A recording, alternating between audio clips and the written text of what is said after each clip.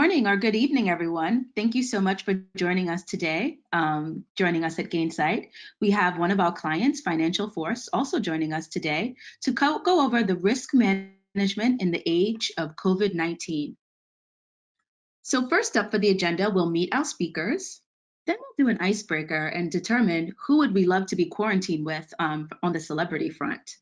Next, Nick will take us through SaaS during an economic downturn. Then Kellie will go through COVID-19 workflows that are available in Gainsight. Then Debbie will share how FinancialForce is using these specific COVID workflows.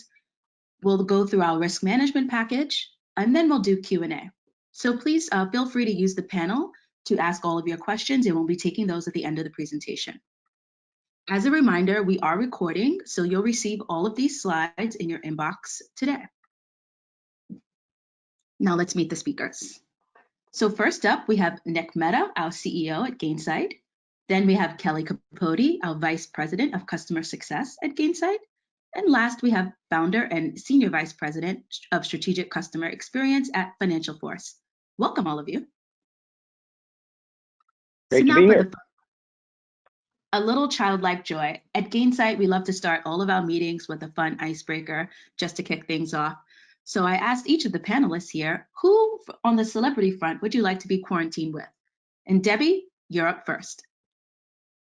Thank you, Zoe. So I would love to have been quarantined with Arnold Schwarzenegger. He's somebody who I've idolized since I was young and watched all of his movies. And most recently, I've been enjoying watching his Instagram posts with his donkey and his pony, Whiskey and Lulu, celebrating their birthdays, taking them for runs and things like that. And I think he's an inspiration. He still lifts a lot of weights and helps inspire me to go out and do exercise and things like that. That's great, Debbie. I think I'd join you in that quarantine house. Next up is Kellie. All right. So without a doubt, I would absolutely love to spend my quarantine with Miss Beyonce Knowles herself. So growing up, I loved to dance, something I unfortunately was not able to do well as sing. But if I could do that, I certainly would love to be Beyonce in my next life. So if I got lucky, maybe I'd get the 2-in-1 package, and Jay-Z would join her. So that's who I'm going with, Beyonce all day. Nice. Last up, Nick. Yeah, so I had a mix. If you know me, I'm super nerdily into like physics and time travel and things like that. So I thought Albert Einstein would be a very entertaining person to hang out with. But on the flip side, I like competition, and I'm almost all the way through Last Dance, which if you haven't seen it, it's amazing. Netflix and ESPN documentary about the Bulls in the 90s and Michael Jordan as a competitor. So I do think Michael Jordan would be fun to hang out with. I might lose a lot of money gambling to him during quarantine, but I think it'd be entertaining.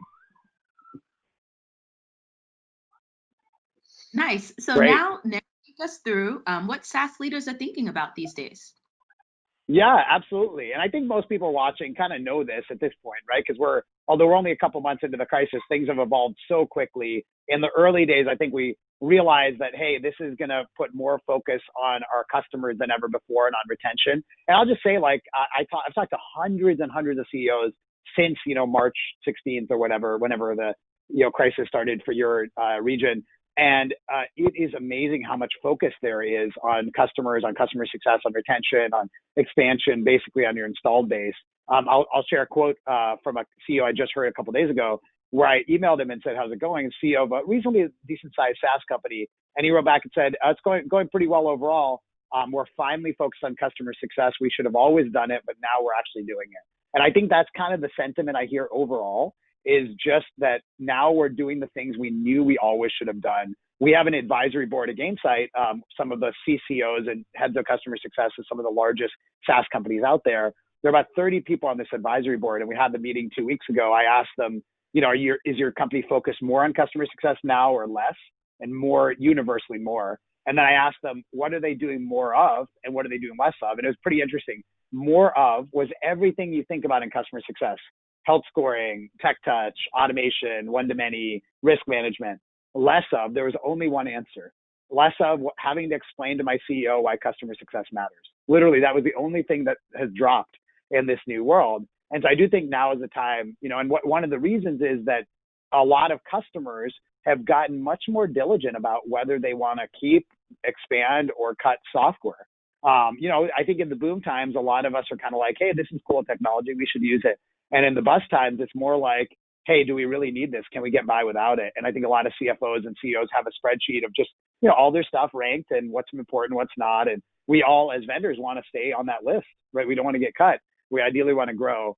And, what we're seeing in general, I think most of you know, is like that broadly, most companies, not all, but most companies, new logo sales have slowed down.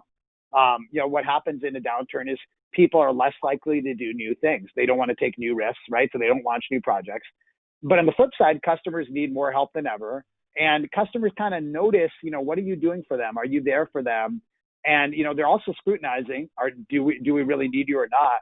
And then finally, I think what we're starting to see a little bit of silver lining is the companies that are doing well are getting customers to expand. If you're in 5 product categories, but your customer is using you in 1 out of 5 and they like you, there's a better chance now for you to get those other 4 modules sold.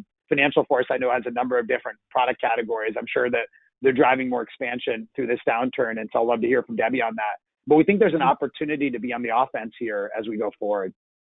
So with that, I want to turn it over to Kellie Capote, straight from the Bay Hive, Beyonce world, to talk about how to drive COVID-19 impact assessment. Wonderful. Thanks, Nick. So I think Nick already touched on this, but obviously really driving risk prevention is paramount during these times. So what I want to do is spend the next few minutes really walking us through the high-level strategy in terms of how do we get our arms around COVID-19 and analysis.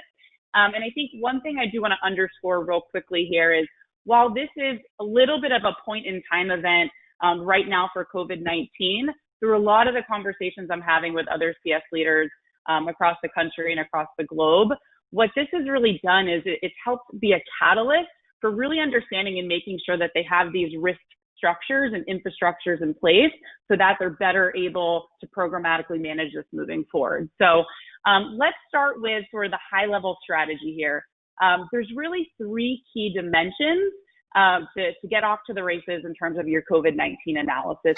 So step 1 is really slicing the data and having a comprehensive understanding of your aggregate portfolio of customers by vertical and industry. So this is going to allow you to get that quick estimate of the variability of business impact from an outside-in perspective. The second piece is really taking that bottoms-up perspective and leveraging all the wonderful conversations that your CSMs and other cross-functional teams are having with your customers to do the double click, make sure that you're getting that more granular assessment to understand what is the actual magnitude of that impact that they're experiencing based on some of the nuances that may not be as obvious just by looking at your categorical view of it.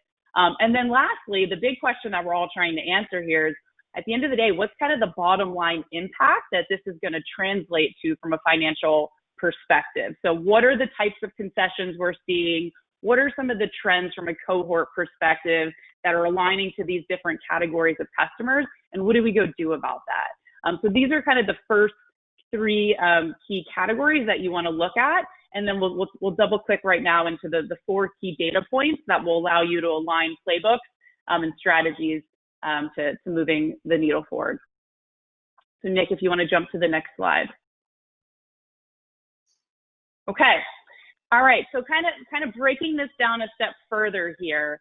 The 4 key data points to really assess is number 1, vertical or industry. So that again is going to be your categorical view of your customers to understand from a percentage perspective how many of them are in what we call category 1, category 2, or category 3, and I'll break down what that means here in a second.